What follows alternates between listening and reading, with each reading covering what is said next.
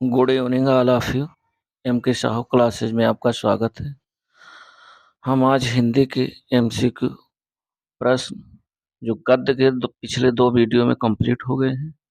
आगे पद्य खंड के पाठ 4 भक्ति नीत जो कि बिहारी लाल ने लिखा है, इससे संबंधित करवाना है। और बाकी के और जो पद्य खंड के लेसन हैं उनके एमसीक्यू कराने हैं, जिससे आप बोर्ड परीक्षा में आसानी से सभी 20 प्रश्न कर सकें। वीडियो को लाइक व चैनल को सब्सक्राइब करें तथा शेयर जरूर करें, जिससे सभी बोर्ड परीक्षार्थी लाभ ले सकें।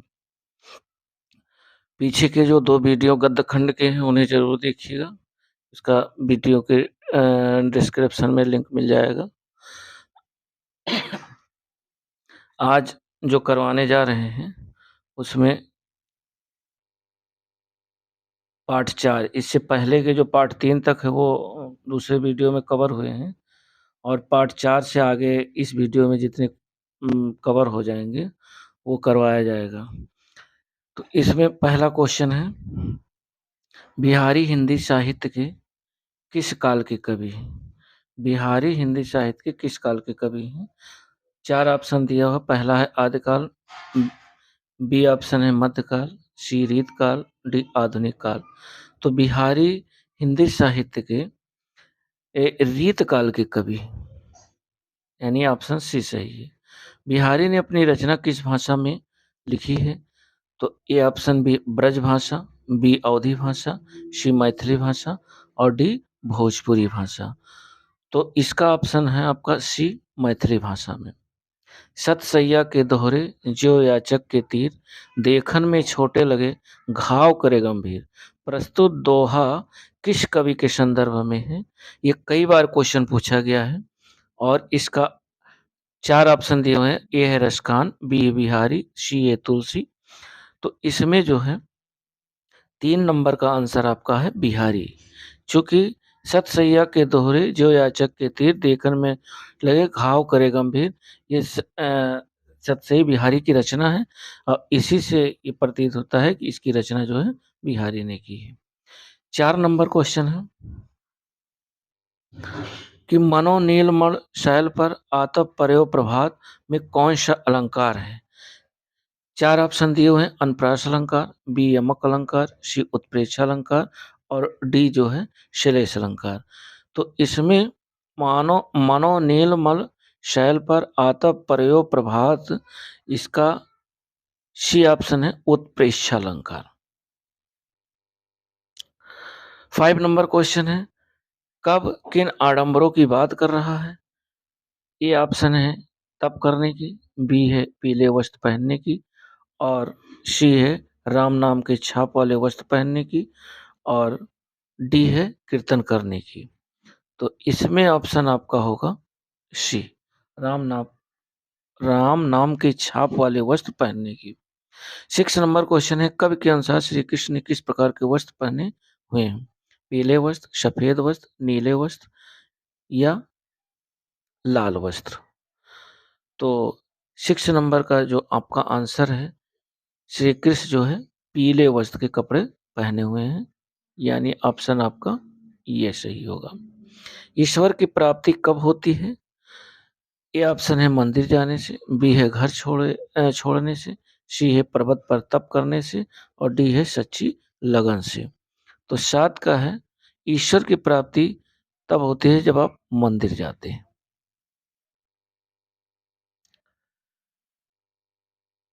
नेक्स्ट क्वेश्चन है आगे 8 नंबर, कविवर बिहारी ने मन को शुद्ध करने की क्या शिक्षा दी है? ए ऑप्शन है क्रोध से रखना, बी घमंड से स्वयं को दूर रखना, सी है रजोगुणी वृत्तियों से दूर रखना और डी है उपयुक्त सभी। तो जो बिहारी ने मन को शुद्ध करने के लिए बताया है, इसमें ये तीनों गुण हैं, अर्थात ऑप्शन आपका डी होगा, उपयुक्त सभी। 9 नंबर क्वेश्चन है, नर की अरु नल नीर की गत एक कर जोई, और उपयुक्त पंक्ति में मनुष्य की स्थिति किस पानी के समान की गई है? नल का पानी, बी है समुद्र का पानी, सी है नदी का पानी और डी है तालाब का पानी। तो नर की और नर नीर की गत एक कर जोई, इसमें जो है ये ऑप्शन सही है, नल का पानी। आगे अध्याय 5 से जो एमसीक्यू बन रहे हैं वो देखिए, चींटी। चींटी पाठ को किसने लिखा है? सुमित्रानंदन पंत ने लिखा है, आपके सिलेबस में है। इसमें क्वेश्चन है कि सुमित्रानंदन पंत हिंदी साहित्य के किस काल के कवि हैं? सुमित्रानंदन पंत। तो सुमित्रानंदन पंत, ए ऑप्शन है छायावाद, बी है प्रगतवाद, सी है प्रयोगवाद और डी है समकालीन कविता। ये है छायावाद के कवि हैं, यानी ऑप्शन आप ये अब सही है, छायावाद। चींटी नामक कविता के रचनाकार कौन है? ऊपर ही दिया हुआ है कि चींटी सुमित्रानंदन पंत की रचना है, तो स्वाभाविक है कि इसमें ऑप्शन सी सही होगा, सुमित्रानंदन पंत।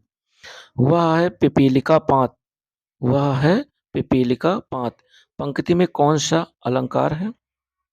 तो इसमें चार ऑप्शन है, ए अनुप्रास, बी उपमा अलंकार, सी रूपक अलंकार और डी श्लेष अलंकार। 3 नंबर का आंसर आपका है अनुप्रास अलंकार। अनुप्रास अलंकार वहां होता है जहां एक वर्ड की आवृत्ति बार बार आए। देखो यहाँ पा, पी, पी लिखा फिर पात, इसलिए यह अनुप्रास अलंकार होगा। लेखक ने चींटी की प्रवृत्ति को किस प्रकार बतलाया? लेखक ने चींटी की प्रवृत्ति को किस प्रकार बतलाया है? ए ऑप्शन है सरल और सीधी, बी है तेजी और मोटी, सी है क्रोधित और डी है उपयुक्त में से कोई नहीं। तो 4 नंबर का आपका आंसर होगा सरल और सीधी। चींटी वैसे भी, चींटी की जो प्रवृत्ति होती है वो सरल स्वभाव की होती है। चींटी कविता लिखने का उद्देश्य है कि व्यक्ति को, ए ऑप्शन परिश्रमी होना चाहिए, बी अनुशासित होना चाहिए, सी श्रेष्ठ नागरिक होना चाहिए और डी उपयुक्त सभी। अर्थात चींटी कविता लिखने का मेन मकसद है कि ये तीनों गुण होने चाहिए, अर्थात उपयुक्त। डी ऑप्शन आपका सही है। 6 नंबर क्वेश्चन है, चींटी किस प्रकार अपना कार्य करती है? रुक रुक कर, बिना रुके, सोच कर या हार कर। तो 6 का आंसर है बिना रुके, वो निरंतर कार्य करती रहती है, अर्थात बी ऑप्शन आपका सही है। नेक्स्ट क्वेश्चन है, चींटियां जब चलती हैं तो किस प्रकार की रेखा के रूप में प्रतीत होती हैं? काले धागे के समान, पीले धागे के समान, लाल धागे के समान, सफेद धागे के समान। तो इसमें ऑप्शन ये सही होगा, काले धागे के समान। सुमित्रानंदन पंत को उनकी किस रचना पर ज्ञानपीठ पुरस्कार दिया गया था? ये ऑप्शन है युगवाणी, बी है चिदंबरा, सी है पल्लव और डी है ग्रंथि। तो बी ऑप्शन इनका सही है, चिदंबरा पर सुमित्रानंदन पंत को ज्ञानपीठ पुरस्कार मिला है। अगला लेसन है हिमालय। हिमालय से, हिमालय से किसने लिखा है? महादेवी वर्मा की रचना है। इसमें पहला क्वेश्चन है, महादेवी वर्मा किस साहित्य महादेवी वर्मा किस साहित्य के किस काल की कवयित्री हैं? ए है छायावाद, बी है प्रगतवाद और सी है प्रयोगवाद और डी है भारतेंद्र युग। तो इसमें पहला ऑप्शन है छायावाद, इसका ऑप्शन होगा ये है छायावाद के कवि हैं। हिमालय से, हिमालय से नामक कविता के जो रचनाकार हैं, तो ऊपर ही लिखा हुआ है हिमालय से कविता के रचनाकार महादेवी वर्मा है, इसलिए ऑप्शन यही सही है। कितने मृदु कितने कठिन प्राण, कितने मृदु कितने कठिन प्राण पंक्ति में कौन सा अलंकार है? तो 3 नंबर का ए ऑप्शन है श्लेष, बी है अनुप्रास और सी है उपमा और डी है रूपक। इसमें आपका बी सही होगा, अनुप्रास अलंकार, क्योंकि का कई बार आया है, 3 बार पुनरावृत्ति का की हुई है। जिस वर्ण की पुनरावृत्ति बार बार हो वहाँ अनुप्रास अलंकार होता है। 4 नंबर क्वेश्चन है, हिमालय से कविता शीर्षक के माध्यम से कवयित्री किन भावों का उपदेश देना चाहती है? तो 4 ऑप्शन है, ए करुण, बी दया, सी कोमलता और डी इनमें से सभी। अर्थात ऑप्शन आपका डी सही होगा, करुणा का भी भाव होना चाहिए, दया का भी और कोमलता का भी होना चाहिए। नेक्स्ट इसी चैप्टर के क्वेश्चन है, 5 नंबर क्वेश्चन, जगती जगती की मूक प्यास, जगती जगती की मूक प्यास में कौन सा अलंकार है? तो अभी कई बार हमने 2 बार क्वेश्चन आया हुआ है इस टाइप से। अनप्रास अलंकार, बी उपमा अलंकार, सी रूपक अलंकार, डी उत्प्रेक्षा अलंकार। यहाँ जा जगती में एक जा, दूसरे जगती में एक जा, दो बार जा का प्रयोग किया गया है, इसलिए यहाँ अनप्रास अलंकार होगा। महादेवी जी ने हिमालय को किस रूप में देखा है? समाधि के रूप में, बी ऑप्शन साधना के रूप में, सी ऑप्शन शक्ति के रूप में और डी ऑप्शन करुणा के रूप में। तो 6 का ऑप्शन होगा महादेवी ने हिमालय को समाधि के रूप में देखा है। महादेवी जी ने किसकी महानता का वर्णन किया है? हिमालय, विंध्याचल के पर्वत, अरावली की पहाड़ियों का या उपयुक्त डी सभी। तो 7 नंबर क्वेश्चन का ये होगा, महादेवी वर्मा ने महानता का वर्णन किया है हिमालय के। मन मन ले करुणा की थाह नाप, उर्मे पावस दीर्घ में बिहान पंक्ति किस कविता से लिया गया है? तो 4 ऑप्शन है, ए वर्षा सुंदरी के प्रति, बी हिमालय से, सी मधुर मधुर मेरे दीपक जल और डी इनमें से कोई नहीं। तो इसमें 8 नंबर का ऑप्शन है हिमालय से। ये हिमालय की पंक्तियां हैं, हिमालय से पाठ से।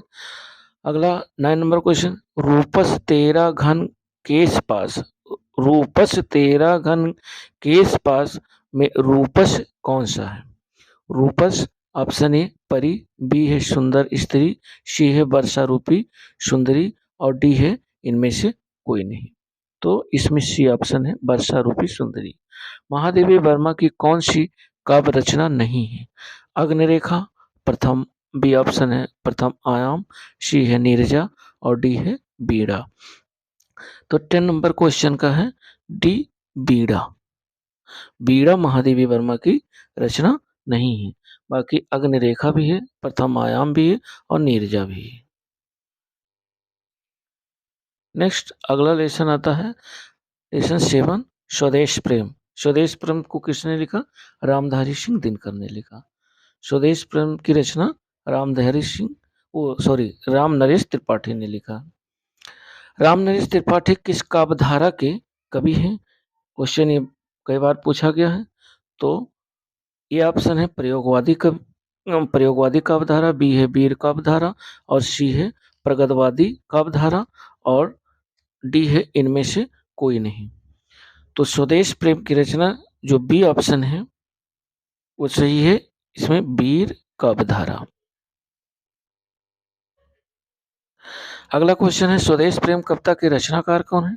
तो स्वदेश प्रेम कविता के रचनाकार ऊपर ही भी लिखा हुआ है राम नरेश त्रिपाठी जी, ऑप्शन ये सही है। कविवर के अनुसार आकर स्वर्ग से आकर देवता अपना विमान कहाँ उतारते हैं? ए ऑप्शन है हिमालय पर और बी ऑप्शन है विंध्याचल की पहाड़ियों पर, सी है नदी के तट पर और डी है मैदानी अ, मैदानी क्षेत्र में। तो 3 नंबर का आंसर आपका ए होगा, हिमालय पर। कवि ने भारतवर्ष का मुकुट किसको कहा है? ए ऑप्शन है सूर्य को, बी ऑप्शन है हिमालय पर्वत को, सी है चंद्रमा और डी है अरावली पर्वत को। तो 4 नंबर का आपका आंसर होगा बी हिमालय पर्वत को। राम नरेश त्रिपाठी के अनुसार हमारे पूर्वज किस प्रकार के थे? परोपकारी थे, गुणी वीर थे, ज्ञानी साहसी थे, उपयुक्त सभी, अर्थात डी ऑप्शन इसमें सभी गुण होने थे। 6 नंबर क्वेश्चन है, धूम धूम कर देख चुका, घूम घूम कर देख चुका, जिनकी निर्मल कीर्ति निशाकर, उपयुक्त पंक्ति में कौन सा अलंकार है? तो 6 में ए अनप्रास, बी श्लेष, सी रूपक अलंकार और डी उपमा अलंकार। यहाँ धूम धूम कर देख चुका, यहाँ पर भी 6 नंबर में भी अनप्रास अलंकार होगा। 7 नंबर क्वेश्चन, देश प्रेम वह पुण्य क्षेत्र है, अमल असीम त्याग से विलस, आत्मा के विकास से जिसमें मनुष्यता होती है विकसित। प्रस्तुत पंक्तियाँ किस कविता से ली गई हैं? तो 7 नंबर क्वेश्चन का आंसर आपका है स्वदेश प्रेम। स्वदेश प्रेम, बी ऑप्शन है उन्हें प्रणाम और सी है जवानी और डी है बड़ अकेला। तो इसमें ऑप्शन आपका होगा स्वदेश प्रेम। नेक्स्ट जो 8वां चैप्टर है वो पुष्प की अभिलाषा जवानी, जो कि माखनलाल चतुर्वेदी की रचना है, इस पाठ से संबंधित है। इसमें देखते हैं पहला क्वेश्चन है, पुष्प की अभिलाषा नामक कविता में कवि माखनलाल चतुर्वेदी ने पुष्प की क्या अभिलाषा बताई है? देवताओं के सिर पर चढ़ाए जाने की, अप्सराओं के गहनों में गूंथे जाने की, सम्राटों के शव पर डाले जाने की, बलिदान होने वाले वीरों के मार्ग में बिखेरे जाने वालों की। तो इसमें ऑप्शन डी सही है, बलिदान होने वाले वीरों के मार्ग में बिखेरे जाएं। क्योंकि पुष्प कहता है कि मुझे देवताओं के सिर पर न चढ़ाया जाए, अप्सराओं के गहनों में न गूंथा जाऊं, सम्राटों के शव पर न चढ़ाया जाऊं। पुष्प की एक ही अभिलाषा है कि जिस रास्ते से वीर जा रहे हैं उस रास्ते पर मुझे डाल दिया जाए, बिखेर दिया जाए। क्वेश्चन नंबर अगला है, कवि माखनलाल ने जवानी कविता में जवानों को क्या बनने के लिए कहा है? ए ऑप्शन केसरिया बाना, बी है फूलों का हार, सी है नरमुंडों की माला और डी है सुंदर वस्त्र। तो दूसरे का ऑप्शन है सी, नरमुंडों की माला। माखनलाल चतुर्वेदी किस काव्यधारा के कवि हैं? तो तीन चार ऑप्शन है, वीर काव्यधारा, प्रयोगवादी काव्यधारा, प्रगतवादी काव्यधारा, छायावादी काव्यधारा। इसमें ए ऑप्शन सही है, वीर काव्यधारा। पुष्प की अभिलाषा के रचनाकार कौन है? पुष्प की अभिलाषा के रचनाकार ऊपर लिस्ट में लिखा हूं माखनलाल चतुर्वेदी जी। जवानी कविता के रचनाकार कौन है? जवानी कविता के रचनाकार भी Makhanlal Chaturvedi ji. Next question 6 number है, जवानी कविता किस काव्य संग्रह से लिया गया है? तो 6 का आंसर हिम करेटनी, बी है हिम तरंगनी, सी है युग चरण और डी है समर्पण। तो 6 का आंसर होगा बी, हिम तरंगनी। पुष्प ने बनमाली से क्या करने को कहा? वीरों के पद पर फेंकने, नहीं तोड़ने, नहीं काटने पौधों। तो ए ऑप्शन है इसका सही है, वीरों के पद पर फेंकने के लिए कहा था। लास्ट क्वेश्चन है, कब ने युवा शक्ति को किस चीज से दूर रखने की प्रेरणा दी है? तो 8 का ए ऑप्शन गुलामी से, बी है कायरता से, सी है अंधविश्वास से और डी है भय से, अर्थात कायरता से दूर रहने के लिए कहा है। तो ऑप्शन बी सही होगा, कायरता। जिन लोगों ने पिछली वीडियो नहीं देखा है वो लिंक डिस्क्रिप्शन में लिंक दे दी जाएगी, उसमें जा कर के पिछले वीडियो देख लेंगे, जिससे आपके जो बोर्ड में 20 क्वेश्चन आने वाले हैं वो कहीं गड़बड़ ना होने पाए, वो सही हो जाए। और जैसे ही ये 2 वीडियो और आएंगे, एक ग्रामर का और एक जो अनिवार्य संस्कृत का है वो, उसके बाद पूरा फुल एक पेपर जो है अपलोड किया जाएगा और उसमें पूरी चीज़ें समझा दी जाएंगी कि कैसे करना है। जो 20 क्वेश्चन आपके ओएमआर शीट वाले हैं, बहुविकल्पी, वो ओएमआर शीट पे करने हैं अच्छे तरीके से। 22 फरवरी से आपका बोर्ड एग्ज़ाम है, उससे पहले-पहले सारा ये हिंदी का कवर करके एक फुल जो है पेपर अपलोड कर दिया जाएगा, जिससे आप लोग वॉच कर सकते हैं। वीडियो देखने के लिए धन्यवाद। वीडियो को अपने दोस्तों और मित्रों में शेयर ज़रूर करें, जिससे जो भी परीक्षा देने वाले हैं, वो आसानी से ना लाभ ले सकें। धन्यवाद। जय हिंद।